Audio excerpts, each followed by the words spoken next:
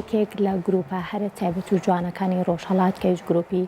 پایزەیە بێگومانێکێکە لەو فێرگانی کە توانیوێتی چەندین مناڵی بەهرەمەند لە خۆی کۆبکاتەوە ژایەوەی کە بتوانن گۆرانی یاخود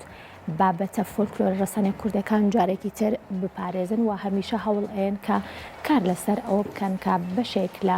بەرهەمە فۆلکلۆرەکان جارێکی تر بەدەنگی ئەو مناڵە بەهرەمەندانە بوترێتەوە و بتوانن پارێزگارێکی تەواو لە گۆرانی و لە فۆلکلۆر ڕەسەنی کوردی بکەن. لە ئێستا نوێترین بەرهەمی ئەو گروپە بە خۆشحاڵیەوە بڵاو بێتەوە.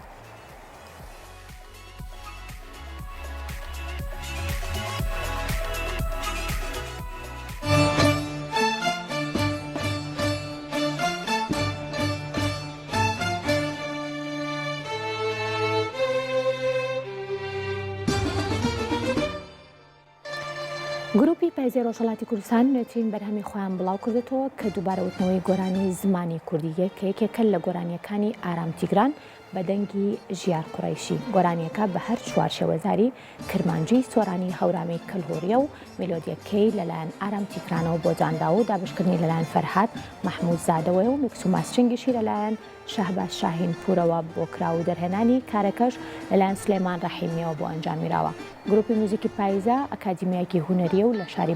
بۆکانی ڕۆژهەڵاتی کوردستان و